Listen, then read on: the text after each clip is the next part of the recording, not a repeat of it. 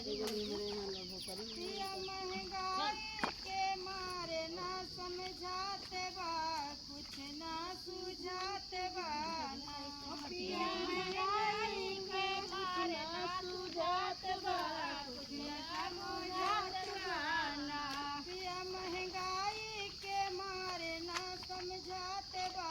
कुछ ना सुझाते बा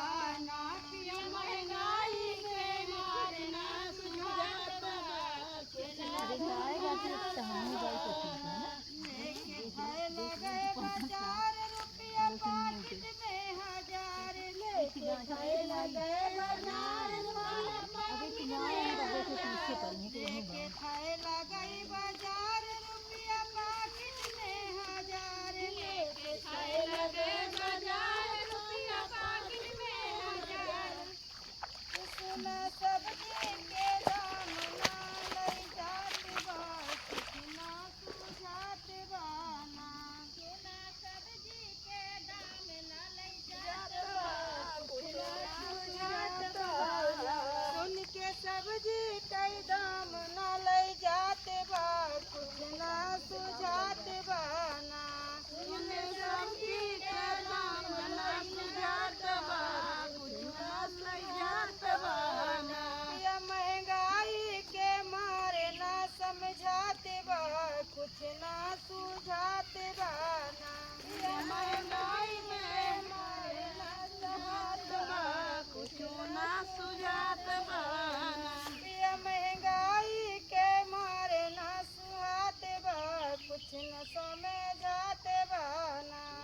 महंगाई में कुछ ना समझाते बा कुछ ना सुझाते बा गईले बनिया के दुकान आटा चावल लावे दाल गईले बनिया के दुकान आटा चावल दाल गईले बनिया के दुकान लावे आटा चावल दाल गईले बनिया के दुकान लावे आटा चावल दाल सुन के रेटवा ना हमसे खरीदात बा कुछ ना सुझात बा सुन के रेटवा ना हमसे खरीदात बा कुछ ना सुझात बा सुन के रेटवा ना हमसे खरीदात बा कुछ ना सुझात बा सुन के रेटवा ना हमसे खरीदात बा कुछ ना सुझात बा पिया महंगाई के मारे ना समझात बा कुछ ना सुझात बा पिया महंगाई में मारे ना सुझात बा कुछ ना सुझात बा गईले कपड़ा के